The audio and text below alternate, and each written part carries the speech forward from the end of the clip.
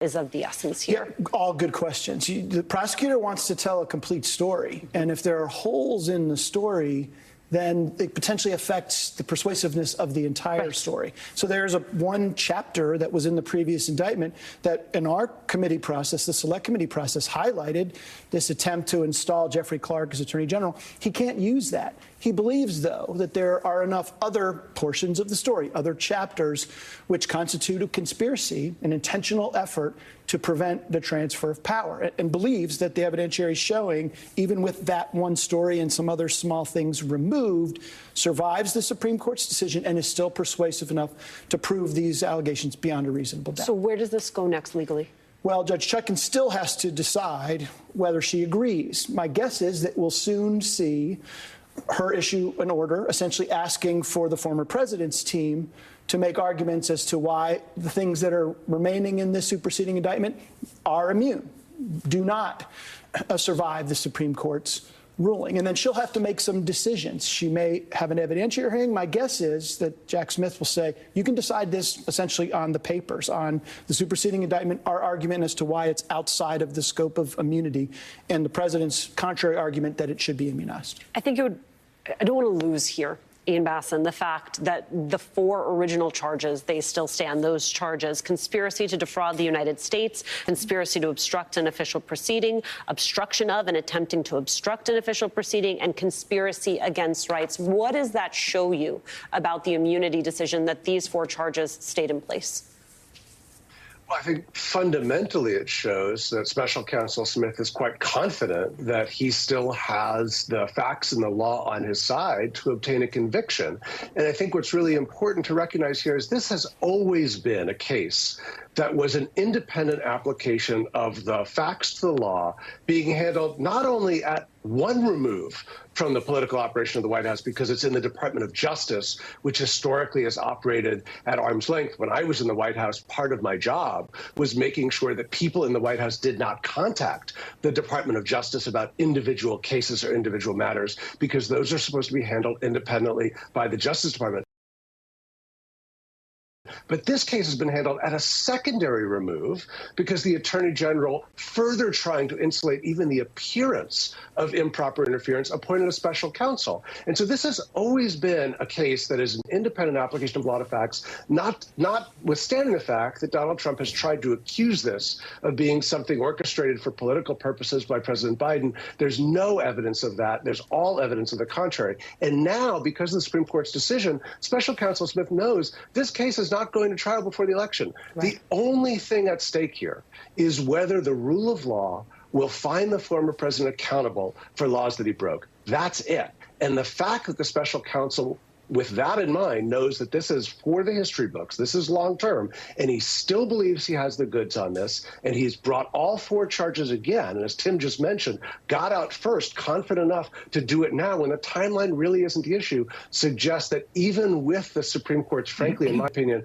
quite outrageous opinion in United States v. Trump, the special counsel and the Justice Department still believe they are ultimately going to obtain a conviction, because what Donald Trump did seems to be that open and shut in their eyes in terms of a violation of the law in all 4 of those charges. Well, and Mike, it may be for the history books, as Ian says, but it's still notable that the GOP presidential nominee is charged for his actions on January 6th as we barrel towards our next election.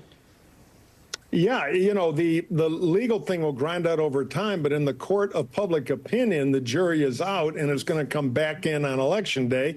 This is another big log on the Trump legal bonfire. The question is, in voter world, how important is it? Because we're stuck in this Hatfield-McCoy thing where 45% of the country hate Trump, 42 or 3% love him. Will this move the needle? And I think the small but vital number of voters in the middle, this builds on the whole character question about Donald Trump. So I think it's another, in a series that's been several weeks long, another bad political day for him. I don't think this is a hammer blow that will break a campaign like a charge like this, or the charges he's already been convicted of, might have in the past. You know, we're now in this new world, but it's not good. And there's a compounding effect now. Every day is more bad political news for Donald Trump, and the shot clock is running here. We are, absentee voting is going to start in less than 60 days. And there's so much mail-in voting now. So I'm sure somebody's throwing the remote at the TV right now. Another bad day for the campaign. Ian, it is about character, yes, but it is also about an election that is a binary choice about whether or not we remain a democracy or not, whether we move into a future as a democratic nation, or if we say, well, that was a great experiment and throw our hands up. I mean, January 6th, democracy, it was all center stage at the Democratic National Convention. Yes, the ads coming out now, they are about the economy, they're about affordable housing.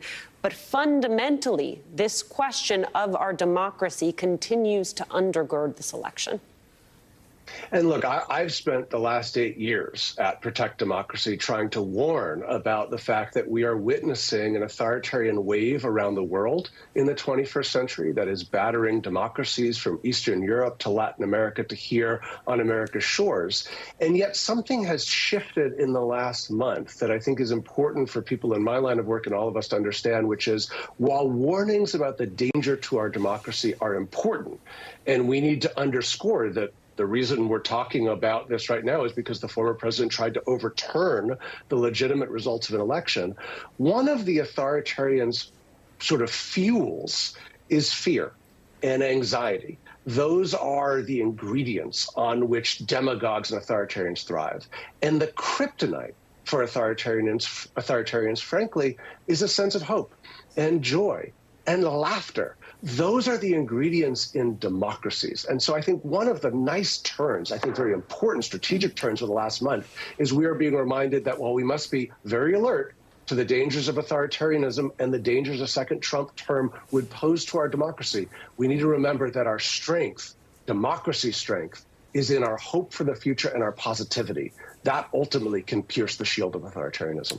That is in sharp contrast to what I read somewhere recently about how joy is not, in fact, a strategy. Tim Hafey, were you surprised that the Mike Pence piece of all of this stayed almost completely intact? Yeah, a little bit, because I do think the former president has at least a reasonable argument that discussions between the president and the vice president about the extent and nature of the vice president's authority could be construed as official.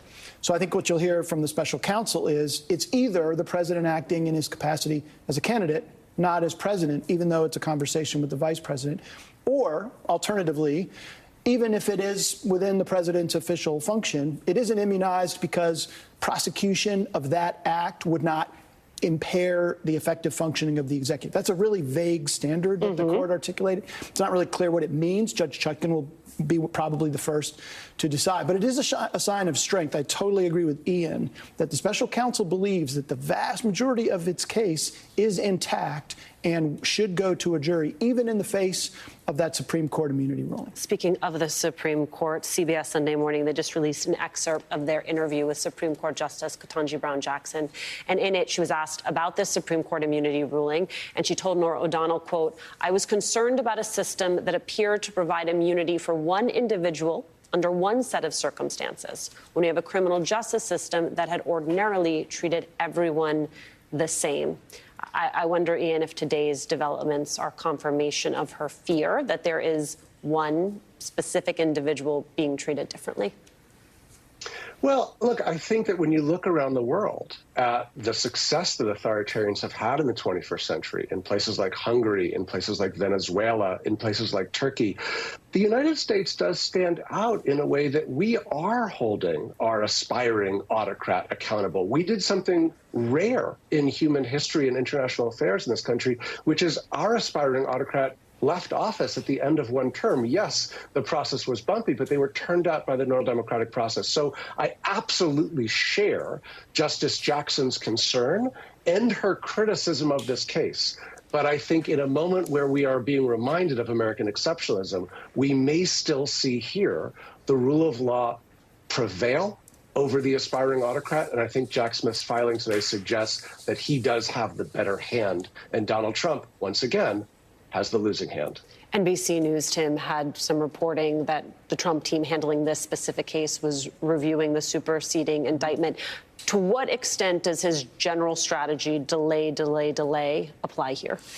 I think you'll see now a filing, a very forceful filing, essentially challenging the superseding indictment and saying it's all immune. That will be delayed. There's no question, Alicia, that these allegations will not be adjudicated prior to the election. The superseding indictment is a sign that the Department of Justice, to the extent people in this country care about the Department of Justice or respect it, continue to believe that there's no immunity for these acts and that there's criminal conduct.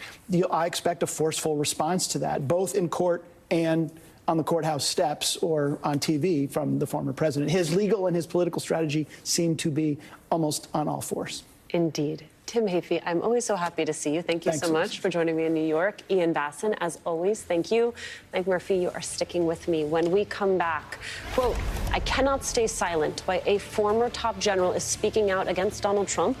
Plus, from tinkering with the rules to outright voting against certifying election results, Republicans in states across the country, they are ramping up their war on elections.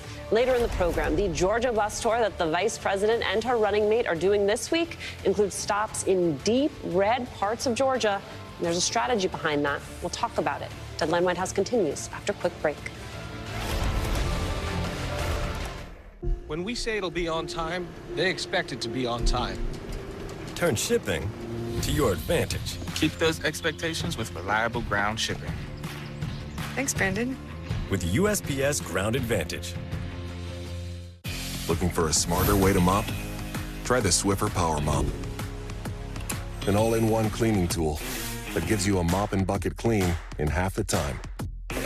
Our cleaning pad has hundreds of scrubbing strips that absorb and lock dirt away. And it has a 360-degree swivel head that goes places a regular mop just can't. So you can clean your home faster than ever. Don't mop harder, mop smarter with this Swiffer Power Mop. This is a keepsake frame. This is actually a photo from my wedding. I'm Adam Weiss, founder and CEO of Keepsake, the mobile app that makes it easy to have your photos printed, framed, and shipped to your doorstep. You just choose a photo that you love, you can preview it in over 100 frames, and in a couple of days, you're gonna receive your photo in a beautiful, handmade frame. So if you've got a special photo on your phone, install the free Keepsake app. We would love a chance to frame it for you.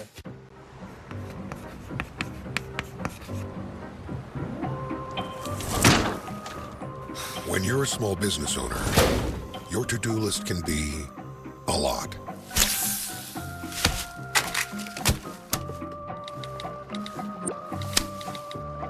That's why Progressive makes it easy to save with a commercial auto quote online, so you can take on all your other to-dos. Already did. See if you could save at progressivecommercial.com.